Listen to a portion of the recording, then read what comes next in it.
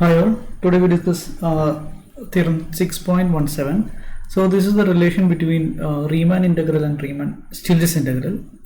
Not the relation, actually this is the implications between the Riemann integrability and Riemann-Stieltjes integrability. Okay, so the relation between Riemann integral and Riemann-Stieltjes integral is, if we consider the Riemann-Stieltjes integral, we need to take a monotonically increasing function. If you set that monotonically increasing function as alpha of x equal to x, that is identity function, so that Riemann-Stieltjes integrability reduces to the simply the Riemann integrability. Okay, so that is the relation between those two. So that's why this is called Riemann-Stieltjes integrability is called the generalization of Riemann integrability. Okay, in this theorem we will discuss the implications between the integrabilities. Okay, so if f is this integrable function, f is Riemann-Stieltjes integrable, then f times alpha dash is the derivative of alpha, belongs to R, and vice versa. That means if alpha is increasing and alpha dash is integrable, Riemann integrable, so alpha is a real function defined on AB, which is increasing, monotonically increasing function, and the derivative is Riemann integrable. In that case, we have f belongs to R of alpha, that is f is Riemann-Stieltjes integrable if and only if the product f times alpha dash is integrable. So this is the characterization for that. So in that case we can equate the integrals in this manner. This is the Riemann-Stieltjes integrable, and the right side is the Riemann integrable of f alpha dash. Okay, so we can prove this. For the proof we start with epsilon. Let epsilon greater than 0 be given. Okay, so first we use this one, alpha dash belongs to R, that is alpha dash is integrable, Riemann integrable. So alpha of x equal to, when you consider the theorem 6.6, that's the characterization of Riemann-Stieltjes integrable. That is, for every epsilon greater than 0 there is a partition such that UP of alpha minus LP of alpha less than epsilon. So in that theorem, if we put alpha of x equal to x, then that will give the Riemann characterization for Riemann integrability. So we use that here. So if epsilon greater than 0, there exists a partition, then there exists a partition P of AB such that UP alpha dash, okay, minus LP alpha dash less than epsilon. So this is the integrability of alpha dash. Now you consider mean value theorem. If you have the function, this is AB, and you consider the function alpha here in xi minus 1 xi. So we are given that alpha dash exists and that is integrable. So alpha dash exists means alpha is a differentiable function. So use the mean value theorem for this differentiable function in this interval. Okay, so that will give, that furnishes the points Ti. There exists Ti in between this xi minus 1 and xi such that alpha of xi minus alpha of xi minus 1 divided by xi minus 1 equal to alpha dash of some Ti.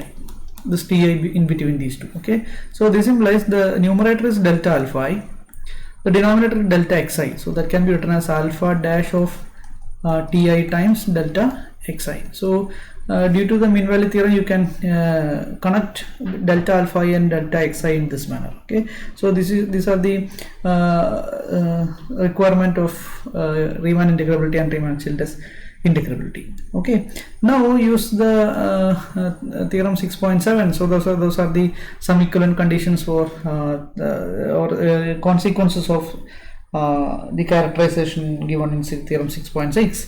so use that as, if we consider any SI, so this is true for I equal to 1, 2, 3 etc., and this is true for every subinterval, and if SI, if we choose SI belongs to xi minus 1 xi, then you can use that consequences of the theorem 6.6 that is given in theorem 6.7.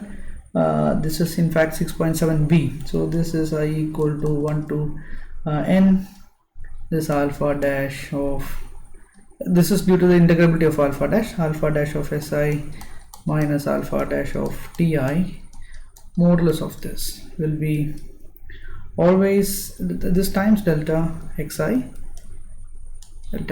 is less than epsilon. Okay, this is due to, in case of f, you can write f of summation f of si minus f of ti modulus of this delta alpha I less than epsilon. So this is nothing but if you put alpha dash in this manner, you can get this one. Okay, so if you use the integrability of alpha dash, you can write instead of f, we use alpha dash. Okay, and this is Riemann integrable, therefore we can remove this delta alpha I or replace this delta alpha I by delta xi.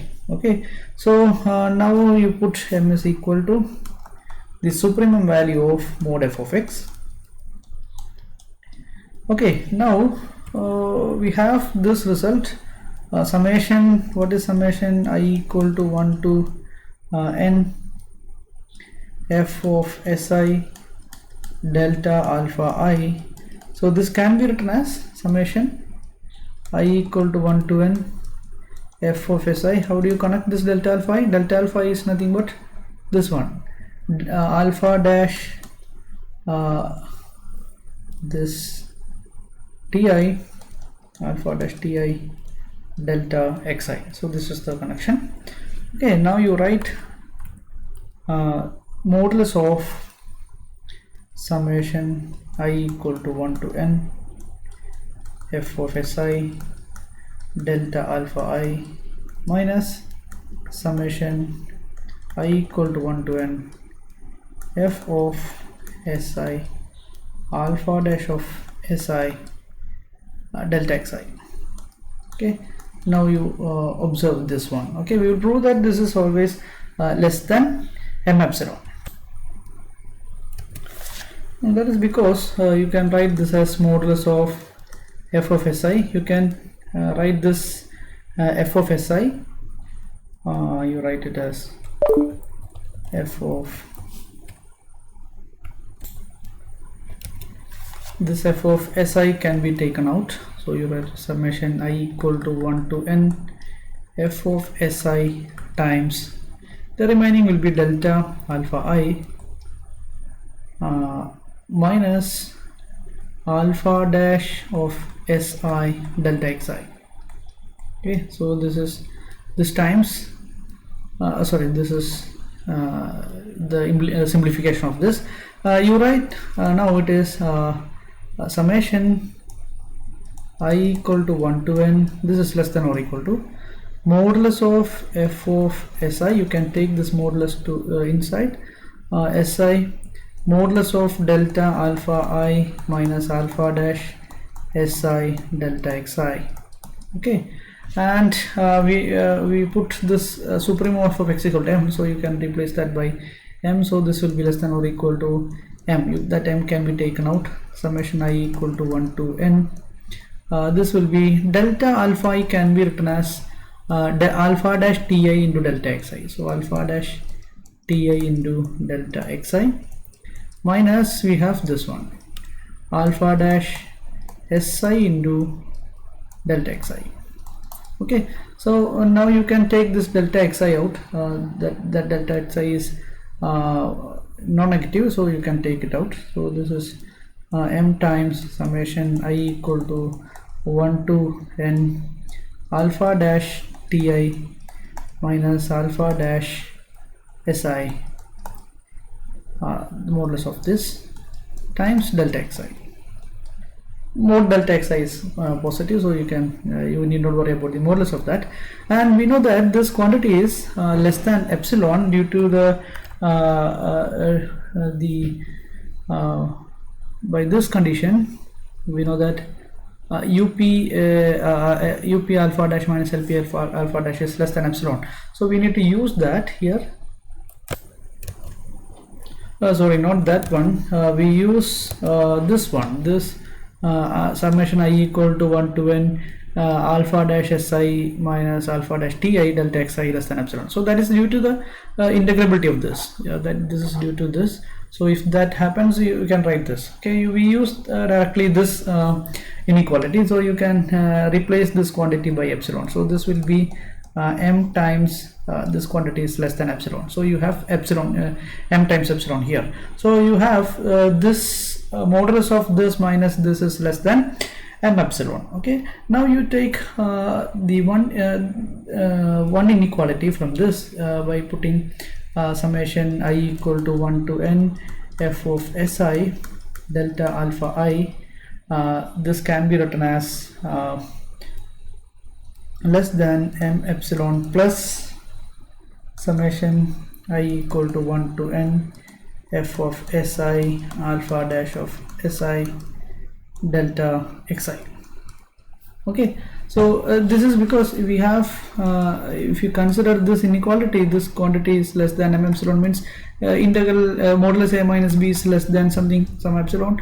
Now you have a minus b is less than epsilon, and minus of this minus of a minus b is also less than epsilon, because both are less than mod a minus b. So from this you can write a plus a is less than epsilon plus b, and from this you can write b is less than epsilon plus a. Both will be true. So we use one such inequality. This quantity is less than m epsilon plus this one. Okay, and if you replace this this can be replaced by we can write this m epsilon plus summation I equal to 1 to n f alpha dash of si delta xi. Okay, when you replace this quantity by the maximum value of f alpha dash in the interval xi minus 1 xi, so this will become the upper sum. Okay, so we can write this is less than or equal to upper sum of f alpha dash up f alpha dash. Okay, up f alpha dash plus this m epsilon. Okay, so that is the consequence of this. Now find the consider the supremum on left. Supremum of this f of si is, you can get this up f alpha is less than or equal to this one. Okay, so if you take the other inequality from this modulus of a minus b less than epsilon, we first use this one, and if you use this you can get b is less than epsilon plus a. So that will lead to the inequality up f alpha dash less than or equal to up f alpha plus epsilon plus m epsilon. Okay, plus m epsilon. So what is the consequence of these two quantities? So this means upf alpha minus upf alpha minus upf alpha dash is less than m epsilon, and negative of that is also less than m epsilon. So that will become